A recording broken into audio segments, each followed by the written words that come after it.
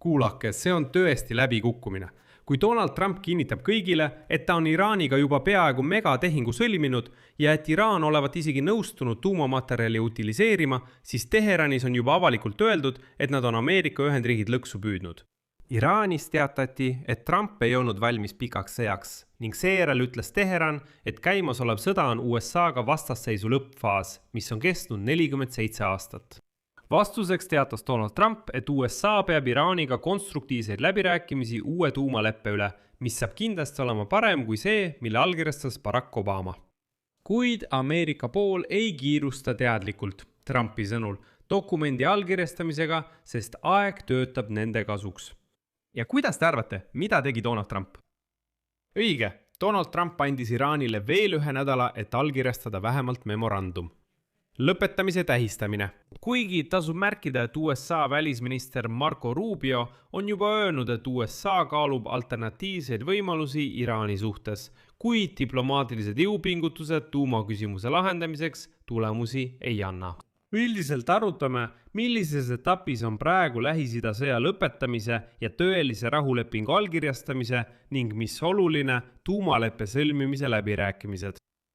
Minu nimi on Aleksei Bitši, arutame seda teemat koos, aga enne kui alustame, palun tellige see YouTube'i kanal, pange videole like, kirjutage oma kommentaar selle video alla ja liituge minu Telegrami kanaliga Bitši uudised, mille link on selle video kirjelduses.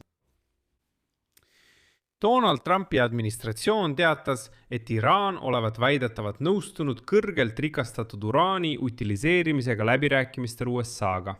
Sellest teatas Valge Maja ametnik telekanalile CBS News. USA-s arvatakse, et Iraani kõrgeim juht Ayatollah Mashtabaha MNI olevat juba sellise tehingu isegi heaks kiitnud. Kuid küsimus selle kohta, kas tehing üldse toimub, jääb seni lahtiseks. Samuti ütleb Valge Maja ametlik esindaja, et juba enne operatsiooni Eepiline raev oli Iraani süsteem, tsiteerin, masendavalt aeglane ja läbipaistmatu. Ja sellest ajast alates on olukord halvenenud. Justkui sellepärast kõik nii kaua kestabki. Sellepärast annabki Trump veel nädal aega iraanlastele. Mis puudutab raamkokkulepet, siis selle lõplik kooskõlastamine võtab veel mitu päeva aega. Ametnik ütles, et peaaegu saavutatud kokkulepe kujutab endast 2-etapilist protsessi, nimelt Hormuzi väina viivitamatut avamist. Vastutasuks Ameerika blokaadi lõpetamise eest, millele järgneb juba läbirääkimised mehhanismi üle, mis võimandab Iraanil loobuda erinevatest osadest oma tuumaprogrammist. Ametniku sõnul. USA soovib, et Iraan võtaks kohustuse kõrge rikastatusega uraani utiliseerida ja lahendada teised tuumaga seotud probleemid. Ma vist parem jätan mainimata, et Donald Trump ütles mitte väga ammu, et nad võtavad selle rikastatud uraani endale. Ta ütles, et saavutab selle, et USA viib kogu Iraani rikastatud uraani oma territooriumile. Mis siis nüüd? Kas Ameerika president ajas jälle tühja juttu? Ei võeta enam ära, nüüd juba utiliseeritakse. Ja veel, ametnik märkis ka, et Trumpi administratsioon peab seda kokkulepet kasulikumaks kui seda, mis saavutati 2015 aastal endise presidendi Barack Obama ajal ja mis lubas uraani rikastamist teatud tasemeni. Kuigi, veel kord, mingit kokkulepet pole isegi ligilähedaselt olemas.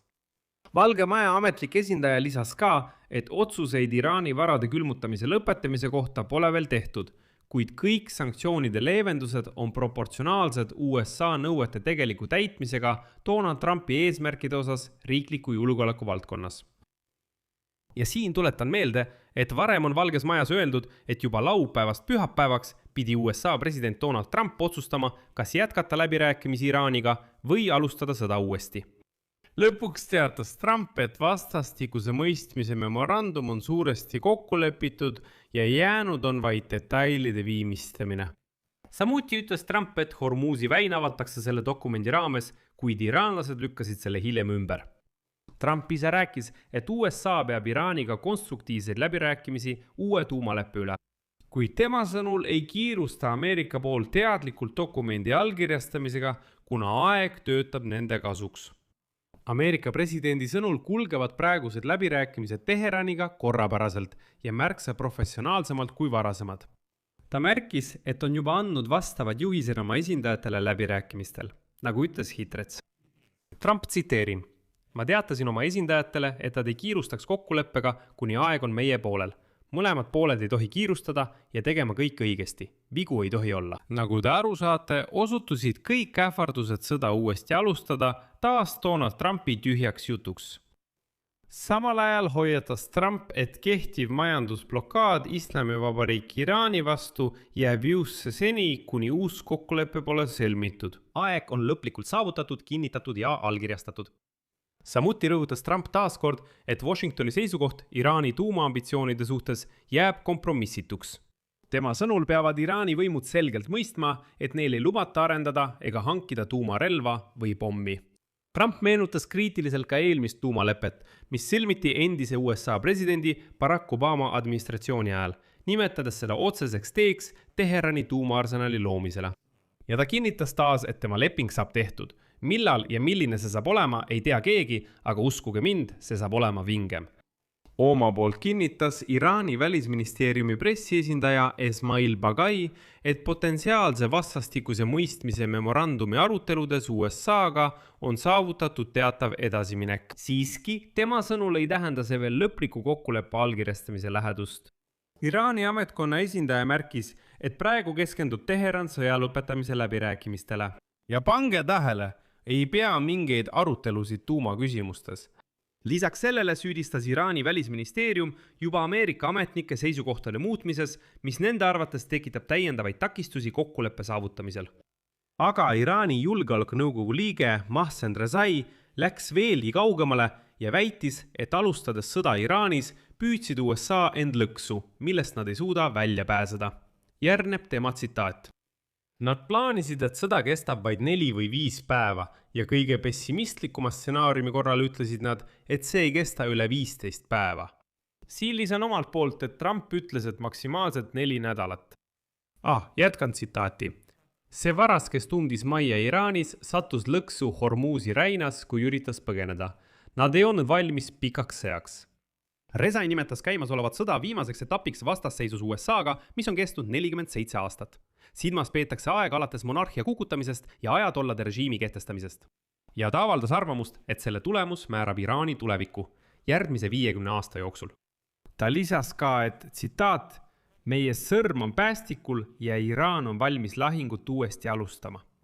Lisaks tuletan meelde, et Islami revolutsiooni kaardivägi teatas avalikult, et Hormuzi väin jääb avatuks. Kuid Iraan hakkab seda täielikult kontrollima ja nõuab tasu kõigilt laevadelt, isegi kui USA on selle vastu. Ja ma tuletan meelde, et enne sõda polnud Iraanil sellist luksust. Ja mida teeb selles olukorras Donald Trump? Donald Trump annab Iraanile nädala, et lõpuks leping allkirjastada.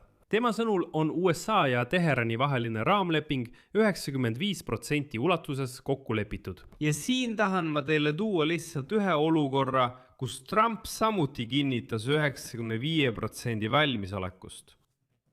Mina tema asemel ei kasutaks seda fraasi üldse, ta on sellega juba korra vastu näppe saanud. 29. detsembril 2025 pärast kohtumist Zelenskiga ja vestlust Venemaa sõja lõpetamise teemal Ukraina vastu teatas Trump, et, tsitaat, me oleme selle sõja lõpetamisel saavutanud suurt edu. Keegi ütleks, et 95%. Ukraina julgeolekugarantiide küsimuses oleme samuti 95% edasi liikunud. Ja nüüd on möödunud 5 kuud ja nagu näete, pole sõda Ukrainas kahjuks lõppenud. Seetõttu peab Trump olema 95% puudutavate avaldustega ettevaatlikum. Siin panen 3 punkti, kirjutage oma arvamus ja järeldused selle video alla kommentaaridesse. Tellige kanal, vajutage kellukesele ja ärge unustage panna laiki. Kui soovite toetada selle YouTube'i kanali tööd, saate seda tehes annetuse ükskõik millise lingi või rekvisiitide kaudu, mis on selle video kirjelduses või kasutades teie ekraanil olevat QR-koodi. Olen tänulik igasuguse teie toetuse eest. Sellega on kõik, hoolitsege enda eest, kõike head kõigile.